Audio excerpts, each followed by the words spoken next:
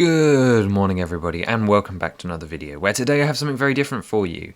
I loved the LEGO Architecture Great Pyramid of Giza set from back in 2022 and whenever since I discovered it was a half I was really happy because I could put this against a wall. Now when I finally did get the set, of course my mind immediately turned to, but what about the other side? Wouldn't it be cool to do something else? So I set about learning how to build in architecture and at least complete the pyramid, and today I want to show off my results, which I believe is pretty different from pretty much everything else that everyone has done. Usually people buy 2 copies of a set and then just stick them back to back, but I had a couple of key goals to achieve, and what we've ended up with is a load more famous ancient Egyptian landmarks from around the sites, but also kind of mashed together to recreate a little bit more of what Egypt would have looked like in ancient times. So bear with me today as we go through all of these and look at the inside of the pyramid as well, which has been themed for a LEGO fan more than anything, as we take a closer look at what I came up with, and I try and give you a good bit of ancient Egypt knowledge. It's been a long time since I studied this stuff in depth, but I know the names of everything here and I know a little bit about them as well. But if you guys are experts, then please feel free to let me know.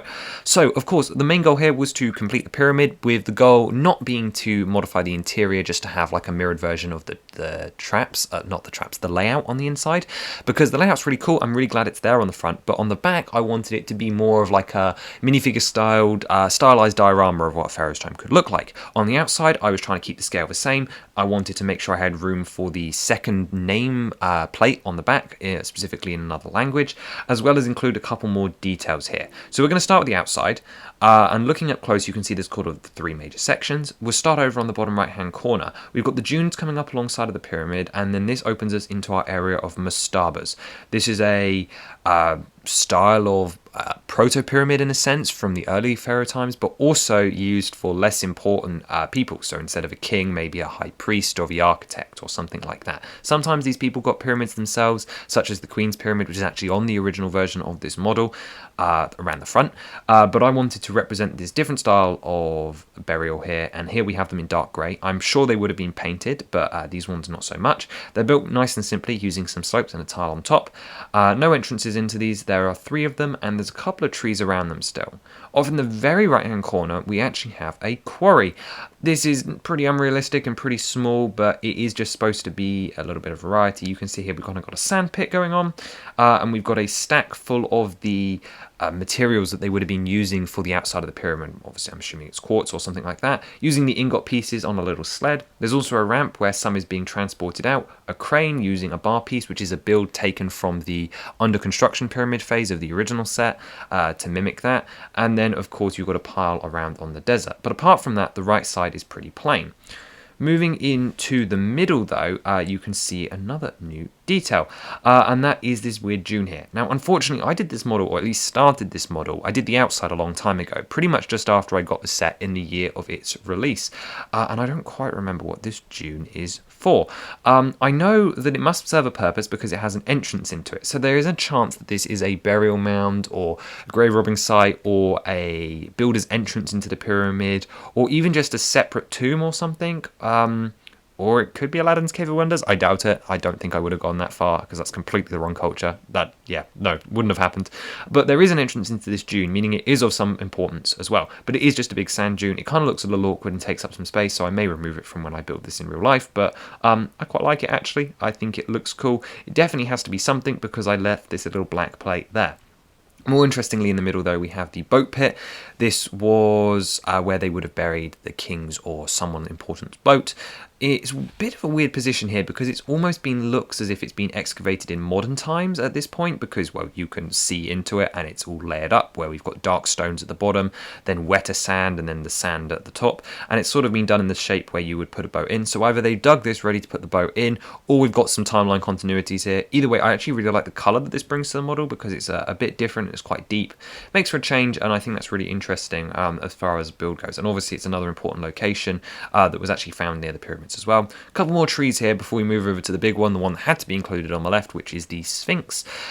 Still found here in its painted form. I wanted to do it in dark red, which was closer to the recreations I found, but I couldn't because of part restrictions, although maybe that might be possible now, because again, as I said, I did the outside quite a while ago. This might be possible in dark red now. Anyway, here in reddish brown, we've got the representation of the stone, which is way outside of scale, outside the front, which actually does sit outside the Sphinx in real life. Obviously, it would never be this close to the pyramid, but it's here on a quartz base. It's got a face and the headdress around the back. I actually really like this approximation. I think I did a good job, personally, if I clap my own back. And I think it adds a nice bit of variety to the backside here. The front side obviously had a lot of colour because we had the workers' village and the two small pyramids, so there was white, and then they had the blue of the river with the boats on it.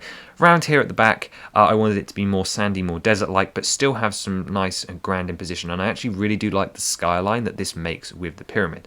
But we'll go around the back now because we've got some fun stuff to take a look at. So here is the back of my pyramid setup, and let's be honest here, this was an excuse to use all of those lovely adventurer prints from the 90s, as well as some stuff from Pharaoh's Quest, and also to include some nice references to temples, but also some LEGO themes. You'll notice it's split into 4 same sections. We've got the room at the top, the room at the bottom, and then the 2 side rooms, which are reference rooms over on the left and the right. There is no underneath pyramid, like this one can't lift off. This is very much built into the base. This is supposed to just be attached, which means that when you open up the front, you'll have the cross section in scale, which is cool, and then you'll also have this kind of fun diorama on the back side. So just something a little bit different to make the inside less boring, which is not something I've seen too many people tackle. Starting up top, we have Anubis here.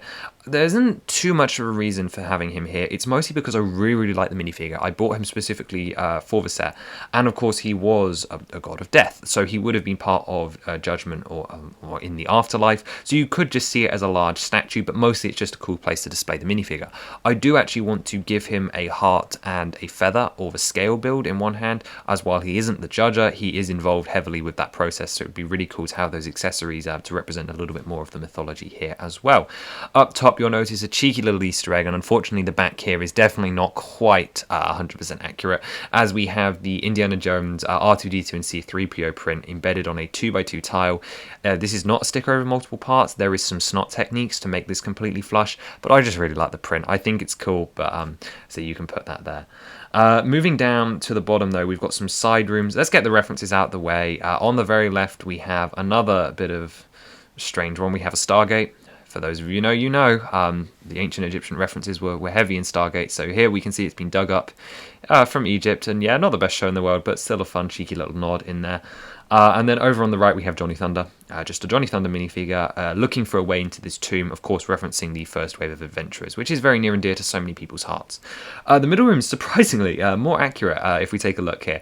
You've got these 2 pillars in the front and one above with all the heraldry from adventurers using the 1x16 brick, and then the 2 pillar pieces. And you'll also notice plenty more around the back. I chose to use the big slopey ones from the biggest set of the wave. We've actually got the one with the jackal on the left, we've got the one with Horus on the right, and then the one with the 2 pharaohs in the middle. It's very hard to see in here. I may get some screenshots from Studio on your screen here. And then I chock-a-blocked them a bit from detail, with details at the front. Actually, off to the left and the right, you've got 2 more. You've got some more worn-down hieroglyphs, like wall carvings, which actually feature the same characters. We've got the jackal on the left, and Horus or one of the other bird gods on the right. Taking a look at the actual items in the front though, on the right hand side we have a wheel for the pharaoh's chariot, we have a barrel just for storing stuff, you could put some gems in there or something, and on the floor we've got this dark orange slab. You may be wondering what this is. This is going to use the Minecraft jukebox print to represent a Senate board, which I thought was really cool. This is a technique they used in the medieval village earlier this year, and I thought you put them together, basically a Senate board, or at least a close approximation. So I was happy with that. I thought that was really cool. And then over on the other side, we've got the flail. I know it has a proper name, but the 2 things that would have gone across a coffin or sarcophagus in diagonals, so that's one of those here. We've got a box full of rings over to the right just for the jewellery, and then at the back we have these 4 jar things, which are of course supposed to be loose representations of the canopic jars. Again, filling space, but in a cool and referential way. In the centre we have the printed sarcophagus from Adventurers. Nothing inside, of course, that could be down to anyone's choice, but I actually really liked that piece, and I just wanted to include as many of those as possible. So that's sat in the centre, representing the burial chamber. There's everything that's around the back, and everything that's around the front as well, which actually concludes all that we really have to talk about today. This one's going to be a short video until. But yeah, a nice little neat expansion that I added to my pyramid, and I'm looking forward to gathering the parts to build this one in real life whenever I get around to it. Some cheeky references on the inside, some accurate details on the outside. Let me know if you think there's anything I should add before I get the parts here. It's not a cheap rebuild, which is the only reason I haven't done it, and I'm not showing it to you in real life, because turns out those pyramid parts are expensive, but yeah, the prints don't help at all, do they? But a mock I want to do at some point. So let me know your thoughts down below in the comments, and we'll leave it there for today. Have a wonderful rest of your day, and I will see you again next week for a Zelda custom set, a very special one that we've been waiting a long time for. Have a wonderful rest of your day. Bye-bye.